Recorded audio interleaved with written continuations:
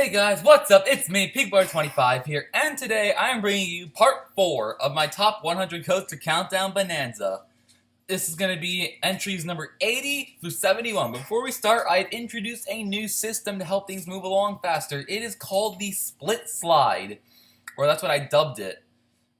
Its name is exactly what it entails. It groups clones or near clones of a model together on one slide, and just in order to save time and space on my computer, even though I don't really need to worry about space. The rides in question have to be a somewhat or very similar ride experience, so they can be lumped together unbiasedly. They cannot be significantly different in ride experience, like Nighthawk versus the other Flying Dutchman. However, I will still give you a definitive ranking for which one has the slight edge over the clones, and there will be some where there's like 5 on the same slide. It's kind of ridiculous. But they're all clones. This is what happens. You clone things to make money. That's kind of what happens. However, the first entry is not a split slide. It is indeed my favorite mine train of all time, Carolina Gold Rusher. It personally says very little, considering it's a favorite mine train. I mean, like I said before, you don't remember a park for the mine train.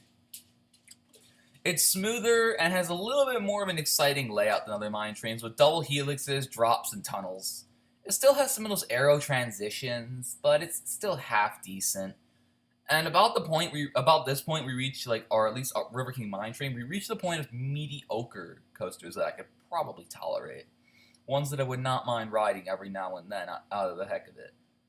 The ones that I kind of enjoyed, but are just, they're okay. I mean, it's a bit smoother than other mine trains as well. I personally think that River King Mine Train was a bit smoother, but I think that this one was pretty smooth as well. So yeah.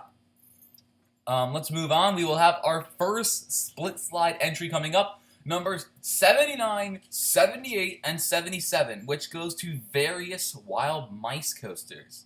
Number 79 in my list is Sand Serpent at Busch Gardens, Tampa. 78 is Ricochet at Carowinds, and 77 is Wild Mouse at Hershey Park, my personal favorite Wild Mouse. I mean, these are standard Wild Mice. They're kind of all over the world. There's very little difference between them, unless it's like the manufacturer, but I'm pretty sure these are all Mac, if I remember correctly. I mean, I prefer Ricochet over Sand Serpent because I think they're equally as smooth. However, Ricochet has just a teeny little pop of airtime before the brake run, whereas Sand Serpent doesn't. Also, Sand Serpent's brake run is very odd, because in the final turn, it actually brakes you, and then you go down a small hill and pop up again, and then you hit the brake a second time. It's really bizarre. However, Carowinds, they might do a similar thing, if I remember correctly. I think they do the same thing, but I think it's a bit smoother. I don't know. I just like the little extra airtime, and I also rewrote it, unlike Sand Serpent. And Ricochet was Ricochet was actually not a walk-on, nor was Sand Serpent. They're about 5-minute waits. It was worth it. +1. And then Wild Mouse, I personally think was smoother than both of them. It was a walk-on on the day we went. So yeah, that was a good time. I got to me and my cousin just literally got in the queue, got on the ride, got off the ride, and +1 for both of us. I think that Wild Mouse at Hershey Park has the extra airtime hill towards the end of the ride, plus maybe a little bit more before the brake run. But I think these three, and just in summary, I think they build off each other, to be honest. I personally think they build off each other. But it all leads up that Wild Mouse at Hershey Park is my favorite Wild Mouse. So yeah, that basically sums up the Wild Mice. We can put this model of coaster to rest. And we'll be able to put another model of the coaster at rest with the next slide. 5-in-1 Vekoma Standard Boomerang. I have ridden so many of these things. 5. Plus my next entry is another Boomerang clone. But it's different in some similar way. We have, at the very last, rounding at the bottom of the barrel for the Boomerangs, is Boomerang at Six Flags St. Louis, followed by Flashback at Six Flags New England, followed by Boomerang at Six Flags Texas, maybe named Boomerang Coast to Coaster, I don't know. Number 73, rounding up the runner-up for the Boomerangs is Carolina Cobra, And finally, the best standard boomerang I've ridden is Sidewinder at Hershey Park. I don't know what it is at Hershey Park having the highest quality clones. Maybe they maintain them, maybe they get all the updates. Maybe it was just a good day when I went to Hershey Park. It was a good day for everything. Maybe except Skyrush. I mean, they're all standard boomerangs. They all do the same maneuvers. They're just... Some of the major differences is the restraints and the smoothness. Six Flags St. Louis's boomerang is the worst because it's equally as headbanging as the rest of them, but it has that extra uncomfortable moment where you crunch onto the lift hill. Crunch. It's very odd. It's just crunch. There's no stopping it. It just painfully crunches onto the lift hill, which is just, it's not pleasant. And now that I think about it, I think that boomerang at the bottom left is not the one from St. Louis. I think it's from New England, considering those two look like the exact same photograph in the background. So, my B. Number 75 is Flashback, New England. It doesn't have the crunchiness, but it does have a lot of headbanging and standard bulky restraints that don't have a lot of cushioning. I mean, number 74, Six Flags Fiesta Texas Boomerang was actually my first boomerang. I liked it at first, but then I realized it wasn't as impressive as I rode more and more. But it always rounds out the middle. It was decently smooth, but didn't have anything notable.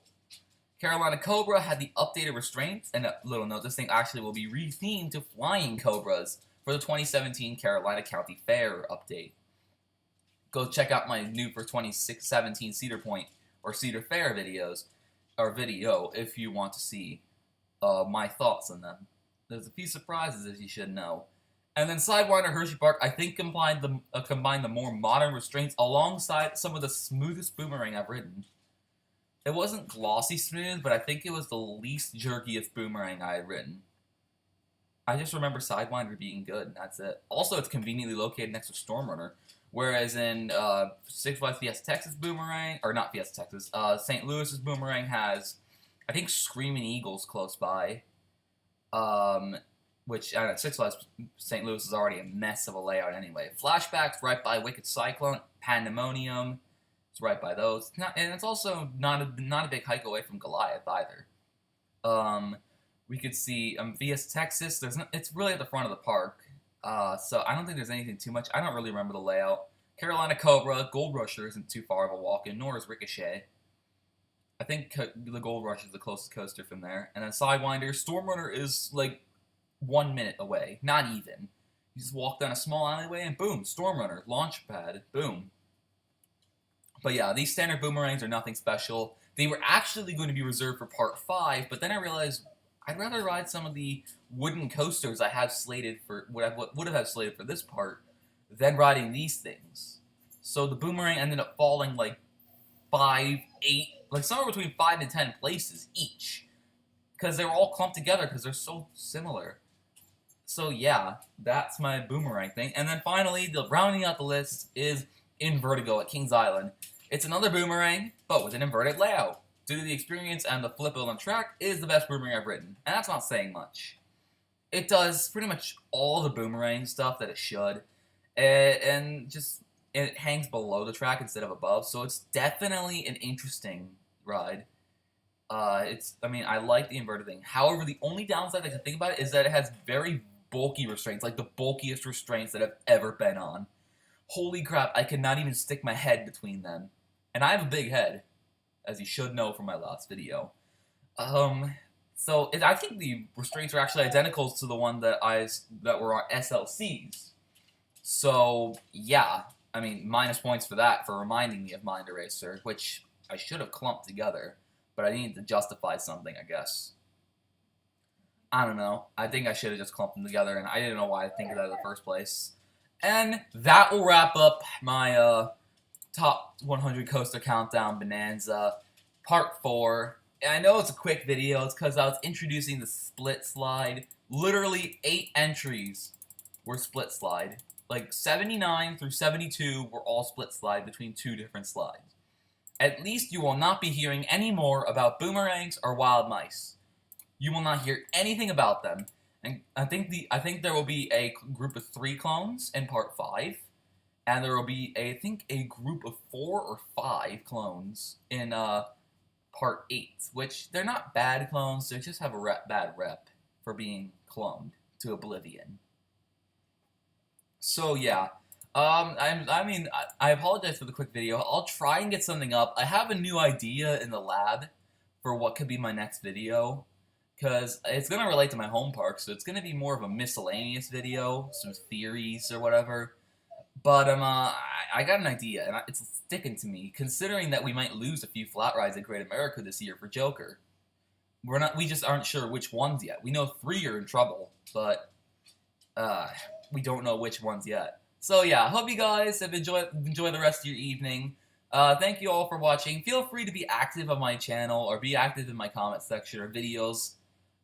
Do whatever you feel like is necessary. Just keep the unnecessary hate away. That's the only thing I ask. So yeah, sorry for the dog in the background. It's one of my mother's friends. Like I said before, we watch my mother's friends' dogs, and one of them has like an 8-month-old puppy, and she's got separation anxiety. So yeah, that's why you hear it. Also, she saw a squirrel in the backyard, and it just hasn't left. Dogs, I guess. So my apologies for her. Hope you guys enjoy the rest of your evening. Like I said before, yada yada yada. And as always, peace.